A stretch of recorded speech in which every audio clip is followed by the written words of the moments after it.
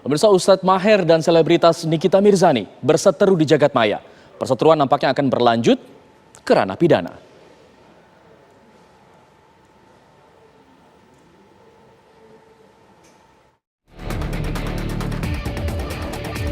Penceramah Ustadz Maher At-Tawalibi berseteru dengan selebritas Nikita Mirzani. Keduanya saling tuding di media sosial. Perseteruan berawal dari unggahan Nikita Mirzani yang menyebut Habib tukang obat. Unggahan ini kemudian direspon Ustadz Maher yang menyebut unggahan media sosial itu menghina ulama. Maher pun sempat menyebut Nikita dengan sebutan yang kurang pantas. Sebutan ini juga sempat viral dan ditanggapi oleh warganet. Ustadz Maher juga mengancam akan mengepung rumah Nikita jika yang bersangkutan tidak meminta maaf atas unggahannya itu. Perseteruan pun berlanjut ke babak selanjutnya. Hari ini Forum Masyarakat Pencinta Ulama melaporkan Nikita Mirzani ke Polda Metro Jaya dengan tuduhan ujaran kebencian dan juga konten asusila di media sosialnya. Kami dari Forum Masyarakat Pecinta Ulama DKI Jakarta ingin membuat laporan kepada saudari Nikita Mirzani yang telah diduga melakukan sebuah tindakan atau dugaan ujaran kebencian terhadap salah satu ulama, yakni Habib Rizik Syihab. Dan yang kedua adalah laporan tentang perbuatan atau perilaku asusila atau bisa dikatakan pornografi sebagaimana akun sosial media yang dilakukan oleh saudari Nikita Mirzani. Nah, oleh karena itu kami memohon kepada teman-teman media, kita serahkanlah proses ini pada penyidik karena mereka yang mengetahui tentang hukum acara pidananya. Ada koordinasi belum dengan Rizik Syihab, Pak? Saya tidak ada koordinasi dengan beliau. Yang jelas kita ini adalah Forum Masyarakat Pecinta Ulama. Jadi ketika ulama disakiti, ya, dibenci dan lain-lain sebagainya, ya kita harus mematuhi aturan undang-undang yang ada di Indonesia. Salah satunya adalah lagi-lagi kita ini harus mengacu pada KUHP ya 108, apabila seseorang menyaksikan, melihat, mendengar satu peristiwa itu berhak untuk melaporkan baik secara lisan maupun tulisan. Tak mau kalah, kubu Nikita juga berencana akan melaporkan balik Ustadz Maher atas ucapannya serta ancaman pengepungan yang dilontarkan. Tim TV One mengabarkan.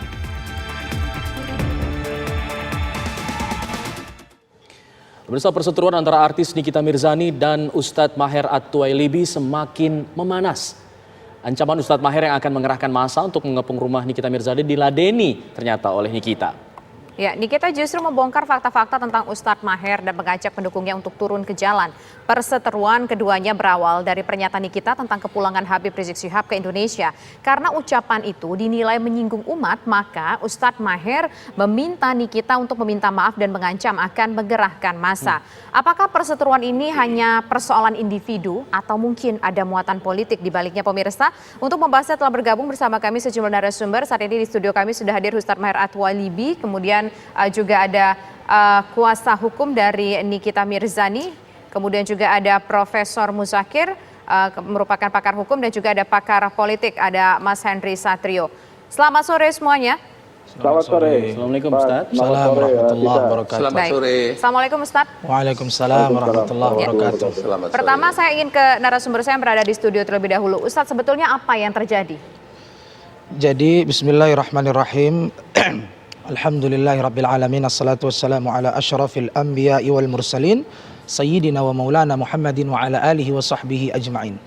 Jadi apa yang terjadi ini harus diketahui secara cerdas oleh masyarakat, oleh media, oleh ruang publik, bahwa ini hanya terkait dengan hukum sebab akibat, ya, adanya aksi maka ada reaksi.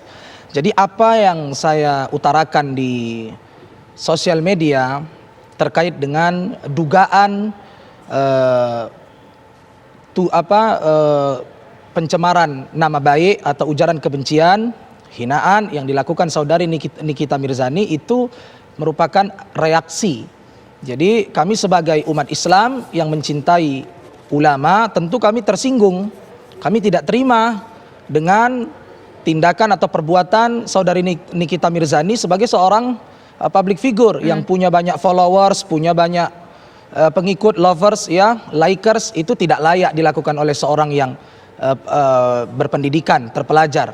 Yang saya herankan seperti ini, sejarah perjalanan dakwah Habib Muhammad Rizik bin Hussein Shihab di negara kesatuan Republik Indonesia tercinta ini, beliau tidak pernah itu ngurusin yang namanya perempuan, artis, itu nggak pernah. Jadi saya belum pernah menemukan adanya fakta kenyataan di mana Habib Rizik Shihab itu nyenggol Nikita Mirzani, ya, ngusik Nikita Mirzani. Itu yang saya herankan. Lalu kenapa Nikita Mirzani dalam hal ini di saat umat Islam sedang euforia menyambut kepulangan ulamanya yang kurang lebih beberapa tahun tidak pulang-pulang, ya, hijrah ke Mekah, kemudian umat menyambut dengan penuh cinta sampai bandara dipenuhi oleh simpatisan, oleh pecintanya, loversnya. Kemudian tiba-tiba muncul pernyataan Nikita Mirzani yang diduga kuat mengandung unsur penghinaan dan penistaan kepada sosok ulama besar Al-Habib Muhammad Rizik bin Hussein Shihab. Kami tersinggung, kami tidak terima. Jadi apa yang kami lakukan ini sebetulnya hanyalah reaksi dari adanya aksi itu, gitu. Oke, tapi apakah kemudian reaksi dan juga himbauan yang dilakukan oleh Ustadz Maher ini harus menggunakan, banyak yang bilang menggunakan kata-kata kasar yang kemudian berujung pada laporan polisi terhadap Ustadz juga? Baik, kata kasar atau tidak kasar itu kan asumtif, tergantung siapa yang menilai, tergantung kultur masing-masing. Jadi kalau saya dalam video itu hanya memberikan pernyataan ataupun himbauan kepada saudari Nikita Mirzani untuk melakukan permintaan maaf, ya, permintaan maaf, permohonan maaf secara terbuka, sebagaimana beliau juga sudah melakukan tindakan yang diduga kuat melecehkan kehormatan cucu Rasulullah SAW, dalam hal ini Al-Habib Muhammad Rizik bin Hussein Shihab. Jadi kalau permasalahan apakah itu kotor atau tidak, fakta kenyataan dengan mata terbuka kita masyarakat bisa menilai dan melihat, memandang bagaimana tindakan, ya, perbuatan, ucapan, track record saudari Nikita Mirzani ini di sosial media itu jauh lebih kotor, jauh lebih asusila, jauh lebih tidak beradab. Ini orang harus cerdas menilai. Jadi apa yang kami lakukan itu tidak seberapa dengan keadaan yang ada seperti itu. Coba kita tanyakan kepada pakar hukum, ada Prof. Muzakir di sini. Prof, kalau misalnya kita lihat saat ini ujungnya adalah saling lapor antara Nikita Mirzani dengan Ustadz Mahir begitu ya. Sebetulnya kalau Anda lihat nih Prof ya, perseteruan ini seperti apa? Apakah ada celah hukum antara satu dengan yang lainnya, Prof? Jadi sesungguhnya kalau lihat dari kasus sebab akibat sebagaimana yang tadi sudah diuraikan tadi, ya seharusnya siapapun orang terhadap orang yang dihormati oleh orang lain, hargailah bahwa orang lain itu menghormati seseorang tertentu. Ada yang tokoh agama, ada yang tokoh masyarakat, ada tokoh-tokoh yang lain gitu ya. Jadi kalau toh mengkritik boleh, tapi jangan menghina. Karena dua hal yang berbeda, mengkritik itu adalah hak konstitusional, kalau menghina itu inkonstitusional gitu. Jadi kalau misalnya ada seorang tokoh dihormati oleh orang lain terus kemudian dihina, mestinya itulah menurut saya pada saat uji pasal 27 ayat 3 itu kan ada pro dan kontra. Demikian uji pada pasal 310 KUHP mengenai penghinaan itu ada pro kontra. Nah, saya sebagai anak bangsa melihatnya bahwa ini kalau ada tindakan penghinaan ditujukan kepada tokoh-tokoh seperti itu, ini berbahaya dalam bernegara Republik Indonesia. Karena itu kita berbhinneka tunggal ika, yang ada adalah saling menghargai satu dengan yang lain, bukan saling menghina karena persoalan yang terkait dengan keperbedaan-perbedaan penghormatan seperti itu.